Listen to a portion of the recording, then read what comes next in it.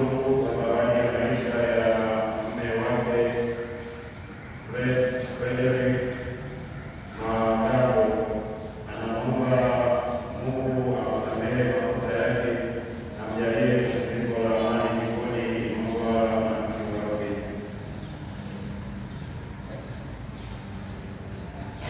Anamwombea Mama Monica Kardinali Mendo kwa maombezi ya Mama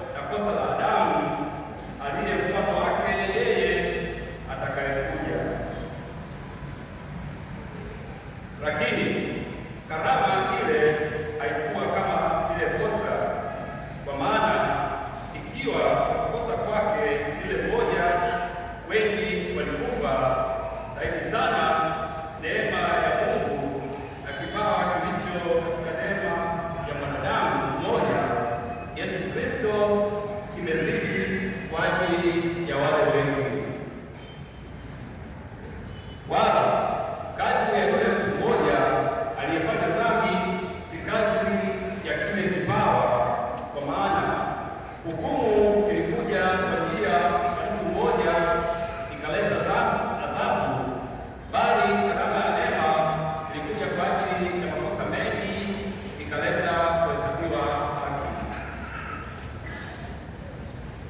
Kwa maana ikiwa kwa kukosa mtu mmoja mauti ilitawala kwa sababu ya yule mmoja, zaidi sana wao wapokeao wingi wa neema na kile kipawa cha haki watatawala katika uzima kwa yule mmoja Yesu Kristo.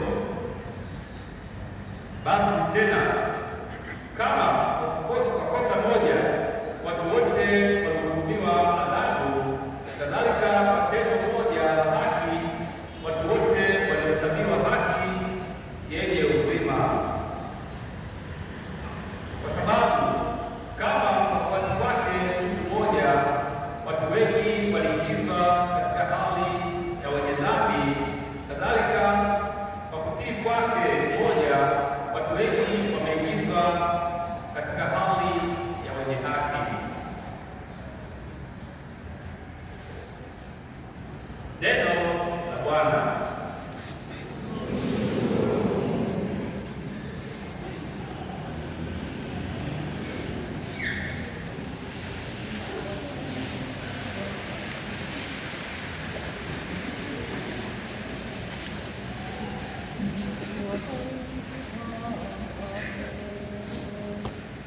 Mtu ataishi kwa mkate, mtu ataishi kwa mkate peke yake, ila kwa kila neno litokalo kinywani mwa Mungu, ila kwa kila neno litokalo kinywani mwa Mungu.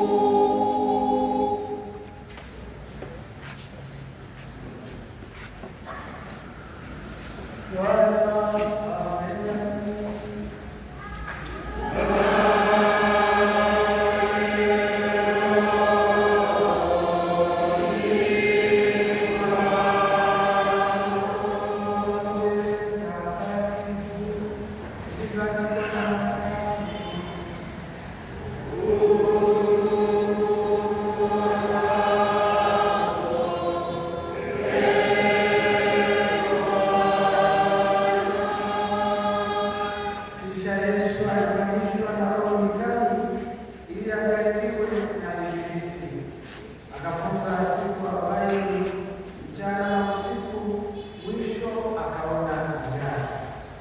Mjaribu akamjia akamwambia, ukiwa ni mwana wa Mungu, amini kwamba mawe haya yawe mkate. Naye akajibu akasema, imeandikwa, mtu ataishi kwa mkate tu, ila kwa kila neno litokalo katika kinywa cha Mungu. Kisha Ibilisi akamchukua mpaka mji mtakatifu, akamweka kwenye kinara cha hekalu, akamwambia, ikiwa ndiwe mwana wa Mungu, jitupe chini, kwa maana imeandikwa, atakuagizia malaika zake, na mikononi mwao watakuchukua, usije ukajikwaa mguu wako katika jiwe. Yesu akamwambia tena, imeandikwa, usimjaribu Bwana Mungu wako.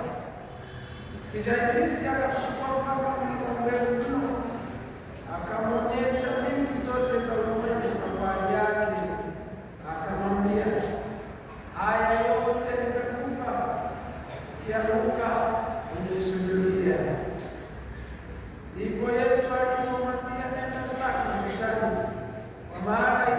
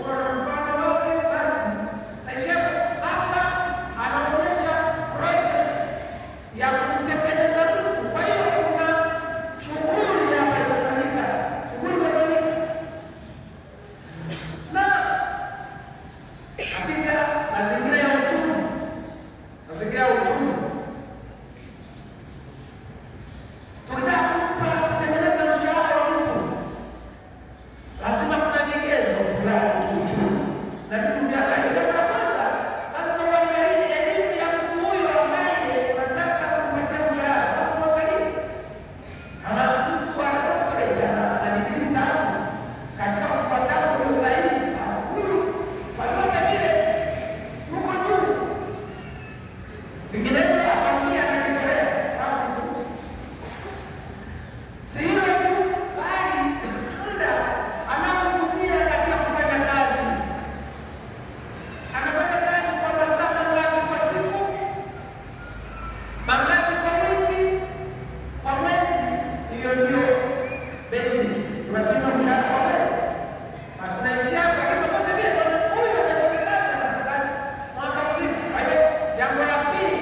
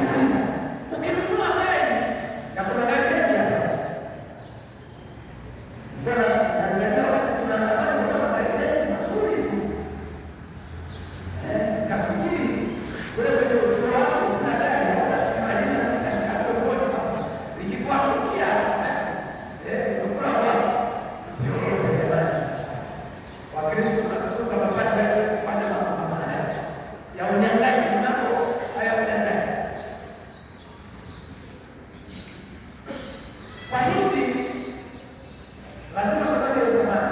Sasa hiyo thamani ambayo tunaitazama ndio naileta kwenye magari. Gari hilo ukilinunua pale Toyota Subaru nje pale karibu na kampuni yetu pale St. Joseph au Tanzania Ford, kampuni ya hoteli. Huwa napita pale naona magari mapya napata kishawishi kama hichi ambacho tunampata Bwana na kilichompata Adamu na Eva. Asaya siku moja naona mimi nikanunua gari jipya kilomita 0. Lakini basi mwisho nasema yote ni magari. Hata kipata zetu sawa. Cha msingi nanifikisha kwenye utume wangu. Nanifikisha pale nataka kwenda kwenye utume. Hilo gari tulichukua pale nikatembea kilomita kadhaa hadi Yesu alibeba kwenye karabina fulani. Ukifikisha pale na kilomita kadhaa na ukaliweka hapo halijagonga popote na aliuza ile gari nilipe. Asante. Jamaa atakwambia kwa nini unaliuza? Hata kama imegonga, hapo umelipa, labda nini? Itakuwa shughuli kwa kuuza thamani ile. Sasa nitaenda kwenye ardhi. Kwenye ardhi ukinunua leo ardhi milioni 5, akija mtu wake atakupa. Thamani imeongezeka. Na unaweka mkuti. Kwa nini? Nikatafakari pengine, tafakari sasa hivi. Pengine ni kwa sababu ina uhusiano na uumbaji. Kutoka mbinguni, kutoka ardhi, mwanadamu ameumbwa. Kwa thamani ile ile iko pia kwenye ardhi. Kwa ndugu zangu, itazame ardhi kwa unyenyekevu. Ndipo tulipotoka. Itazame ardhi kama kinyonga anayevuka barabara. Anavuka kwa malingo. Anavuka kwa nini? Kwa malingo, kwa mwendo wa kuinyonga nyonga. Anatambua barabara si ya kwake. Ila wengine pia wamiliki magari na watu wengine. Kwa hiyo mzangu, katika maisha yetu pia tutembee kama kinyonga kwenye imani yetu. Maana yake ni unyenyekevu. Tafakari ya maisha yetu ya ndani. Tuingie ndani, tutazame upya maisha yetu ya ubatizo. Tupunguze naweza kusema ulegevu. Tupunguze ulegevu fulani. Sasa kuna ulegevu fulani unakaona katika maisha yetu ya familia. Kuanzia familia yangu na familia nyingine. Unafika ni mchungaji, ni sister unafika pale. Unaona watu wanajishawishi. Familia chache wanataka kutaka kula bila sala. Ukijaribu kumwambia baba alisha sala, unaona anafanya hivyo. Hata nani shaka msalaba alishasalau, huyo mwenyewe mwenye imani. Gharama ndogo. Kwa hivi thamani ya maisha yetu. Sasa huyu mwanadamu aliyekuwa Mungu akaona huyu ni mwema, sasa kufanyeje? Ni mwema huyu. Ana uzima, uhai, ana thamani ya juu. Kidogo tu. Kadiri ya Zaburi ya 8 anasema, Zaburi anaimba, nikiziangalia mbingu, kazi yako Mungu yako. Tutacha tunapendelea. Anasema kidogo tu uwe sawa nawe. Kwa hiyo ile thamani yake ni sawa kidogo tu chini ya Mwenyezi Mungu. Kwa hiyo kama huyu mwanadamu nimwekee mahali pazuri pa kuishi kwa hiyo. Akatengeneza bustani, mashariki yake bustani nzuri. Na huko akaweka matunda. Hapa jirani kuna soko. Kuna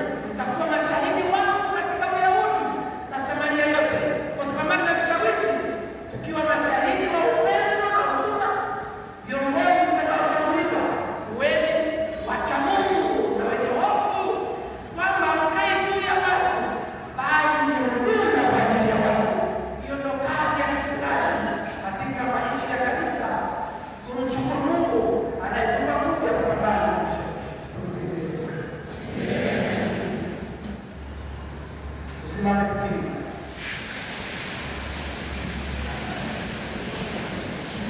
Mzangu, tunamkataa shetani mambo yake yote.